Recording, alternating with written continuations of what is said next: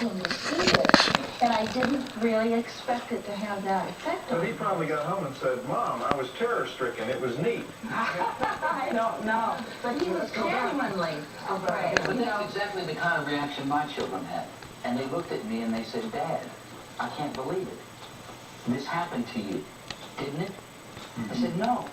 That's a film. They thought it was reality. Yes. Yes, they did when they first, I mean, they were younger when they first saw it. Not 14 and 12, but, you know. Well, my daughter is 7, and we go to see a horror movie like Dracula. She wants to go back like 2 or 3 times, and we'll sit there, and she's 7, and she'll go, oh, no, that's gelatin, right? Now, is that human hair or yak hair? Well, growing up in your house. Exactly.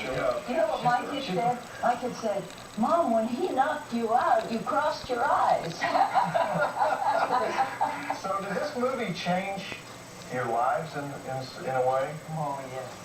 Yes? Yes, I think so. How? It's, Well, that's your question. oh, how? Oh, how?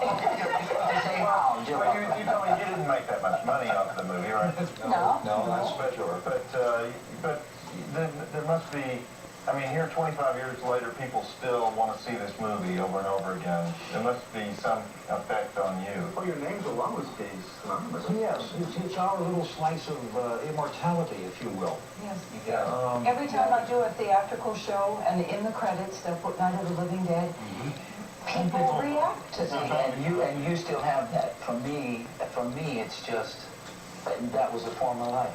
Well, where are you in North Carolina? Right outside of Raleigh, North Carolina. We're on TV there. Now they're not going to leave it alone out of this. Okay, well, listen, I want to thank everybody for being here. This has been a great thrill for me. Y'all hang in there, make another one. We need more Pittsburgh movies. Yes, we're trying. We're ready to do a jingle. I'm ready. Next week on Drive-In Theater, which is Christmas weekend, by the way, we'll have a couple of excellent pictures from Full Moon Entertainment. Actually, 2 of the best ones that Full Moon has ever made. Doll Man, a comic action fantasy starring Tim Thomerson as a super cop from the planet Arturos, who travels 10,000 light years by mistake and lands in the South Bronx.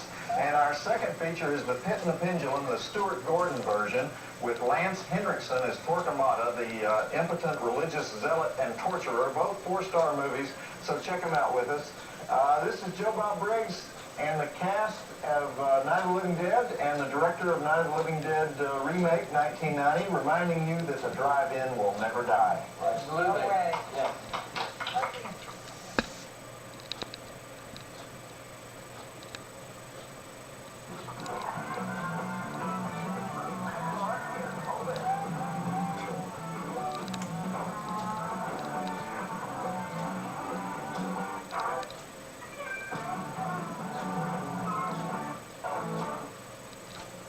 I want to talk about something tonight.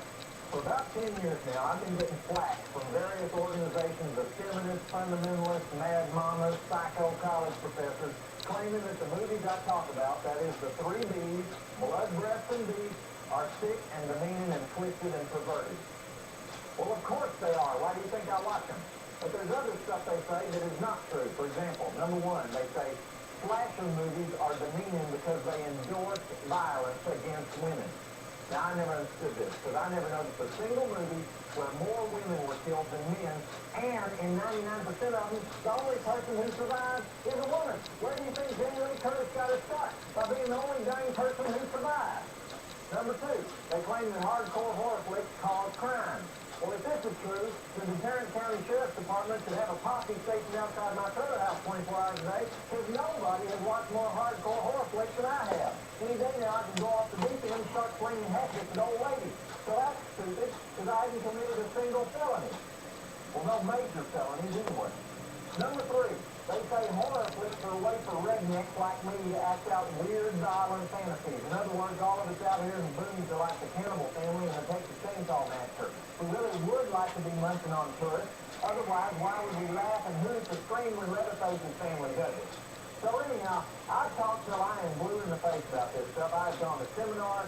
I challenged the president of the National Organization of Women to a nude mud wrestling match. She didn't show up. I faced off against that shrewd fundamentalist Dr. Thomas for a decade, head of the National Coalition Against TV Violence. But nobody ever listens because it's just Joe Bob. In other words, I'm too pitiful to listen to. So I want want to say something here, and I want you to listen real carefully. I'm about to tell you about this book written by a Berkeley professor. Now, this is hard for me. Large parts of my identity depend on hating everything that comes out of Berkeley.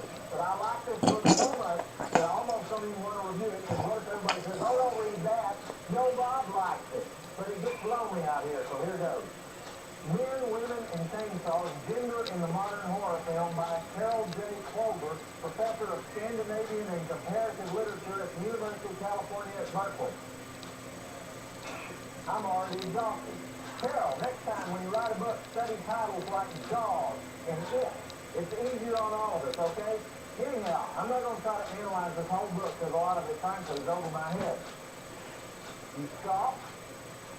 But it's basically about 3 kinds of movies. Slasher movies, possession movies like The Exorcist, and rape revenge films like I